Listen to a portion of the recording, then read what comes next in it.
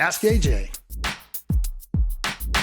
Hi, everybody. Welcome back to Ask AJ. I'm AJ Hanna from Sykes.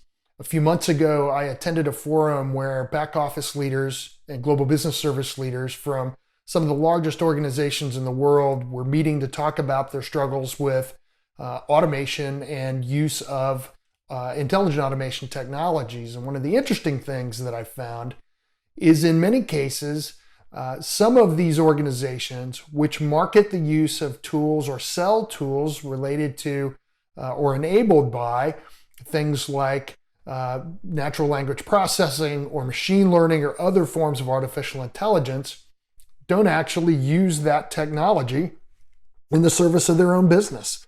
So they're not taking the same technology that they're marketing out to the public and very effectively and turning it inward to see how it can help them improve their business operations. The same thing is often true in the healthcare space. It's very well known that artificial intelligence and machine learning is being used extensively to try to look for trends, identify early indicators, to better help physicians diagnose medical conditions much earlier and much more accurately, and looking at medical literature in order to help develop a treatment regimen for a patient in a much more effective manner, perhaps than what they've been able to do today by having access to the broad realm of information on a given condition or given treatment method.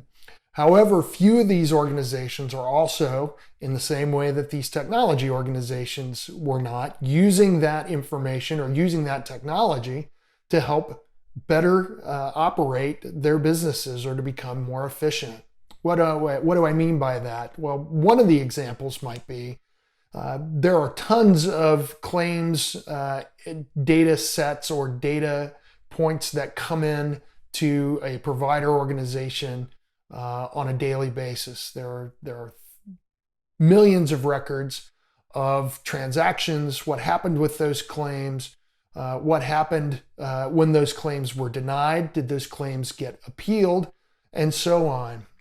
Wouldn't it be interesting if an organization were to take machine learning or to take some other form of artificial intelligence to look across that broad set of data, understand why perhaps certain claims are getting denied on first submission at a high level, but then also overturned or paid later if that claim had been appealed? What are the differences? What's different about the two claims? In many cases, it's a submission of additional information, but certainly you might be able to trend out what that information was so that you can better submit claims on a first pass and get a first time payment.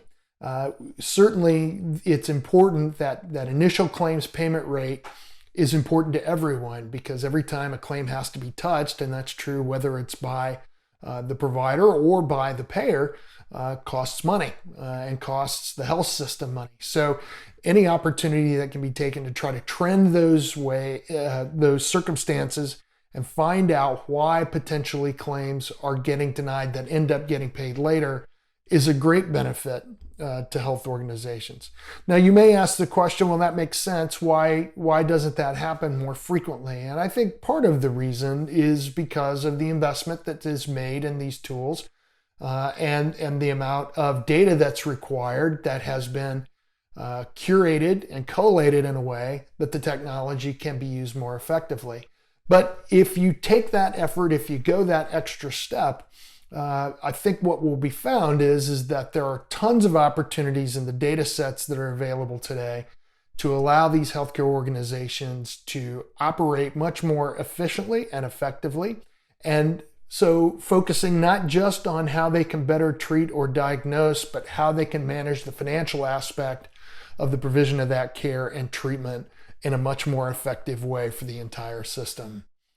If you have any questions, or comments, feel free to drop me a line at askaj@sykes.com. You can follow me on Facebook or Twitter at AskAJHanna, no H on the end, and we'll talk to you again soon.